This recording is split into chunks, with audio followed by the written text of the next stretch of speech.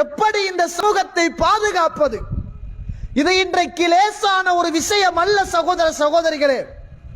இந்த போதை நம்முடைய ஊர்களையும் ஊடுருவிக்கொண்டால் நமது பெண்களை பாதுகாக்க முடியாது, சொத்துக்களை பாதுகாக்க முடியாது, நமது பெண் பிள்ளைகளுக்கு நல்ல மாப்பிள்ளைமார்களை தேட முடியாது, நல்ல பிரஜைகளை உருவாக்க முடியாது, மார்க்க சிந்தனைகளை ஊட்ட முடியாது, ஊரை ஒரு கட்டுக்கோப்புக்கு கீழே வைத்திருக்க முடியாது, நல்ல பிரஜைகள் வாழ முடியாது. திருடர்களும் விபச்சாரர்களும் நடத்தை கெட்டவர்களும் இந்த சமூகத்தில் அதிகரித்து விடுவார்கள். நல்லவர்களும் கெட்டவர்களாக மாறி போகின்ற மிக பயங்கரமான ஒரு கொடுமைதான் இந்த போதை வஸ்து பாவனை என்பதை மறந்துவிடக் கூடாது. கண்ணியத்திற்குரிய இஸ்லாமிய சகோதர சகோதரிகளே, நீங்க யோசிக்கலாம், நம்மட பிள்ளைக்கும் இதுக்கும் சம்பந்தம் இல்லை, நம்மட வீட்டுக்கும் இதுக்கும் சம்பந்தம் இல்லை, நம்ம இருக்கின்ற தெருவுக்கும் ஏரியாவுக்கும் இதுவுக்கும் சம்பந்தம் இல்லை, இதுல நமக்கென்ன பிரச்சனை இருக்கிறது என்று யோசிக்கலாம். இன்று நமக்கு பிரச்சனை அல்ல, நாளை நம்முடைய பெண் பிள்ளைக்கு பிரச்சனை வரும். நம்முடைய பொம்பளை பிள்ளைய ரோட்டில் விட முடியாது. இலங்கையிலே நடைபெற்ற பாலியல் துஷ்பிரயோகம் சம்பந்தமான அத்துணை ரிப்போர்ட்டுகளையும் எடுத்து பாருங்கள்.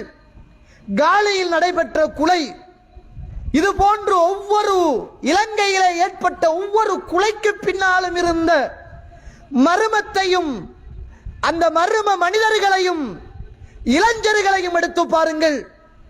அந்த பெண்ணை அவர் பாலியல் பலாத்காரம் செய்ய போனார், அவர் போதைக்கு அடிமையாகி இருந்தார், ஐஸ் அடிச்சிருந்தார், ஐஸ் அடிக்க காசு இல்லாம இருந்துச்சு.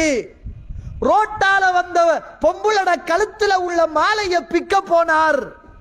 வாப்பாவும் நண்பரும் சேர்ந்து ஐஸ் அடிக்கிற பழக்கம்.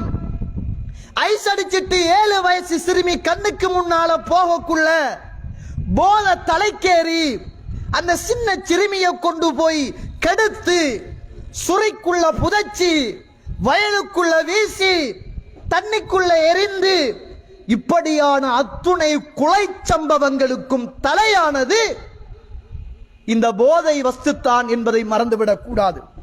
காலியில் நடந்தது, ஹம்பாந்தோட்டையில் நடந்தது, கொழும்பில் நடந்தது, மட்டக்களப்பிலே நடந்தது, வடக்கிலையும் நடக்கும், புத்தளத்திலையும் நடக்கும், நமது வீட்டுக்குள்ளும் நடக்கும், நாம் பெற்ற பிள்ளைகளிலும் நடக்கும். அல்லாஹுவை பயந்து கொள்ள வேண்டும், அல்லாஹ் பாதுகாக்க வேண்டும். நாம் நல்லோம், நம்முடைய பிள்ளைகளும் நல்லோம். ஆனால் ஊர்ல உள்ள எல்லா மக்களும் நல்லமா என்று கேட்டால், ஊரில் உள்ள பெரும்பாலான இளைஞர்கள் இன்றைக்கு சர்வ சாதாரணமாக இந்த போதை வஸ்துக்கு அடிமையான இளைஞர் சமூகமாகத்தான் இருந்து கொண்டிருக்கிறார்கள் என்பதை நானும் நீங்களும் மறந்துவிடக் கூடாது. ஒரு காலத்தில் யாராவது ஒருவன் குடிச்சிட்டு வந்தான். இன்றைக்கு சாராயம்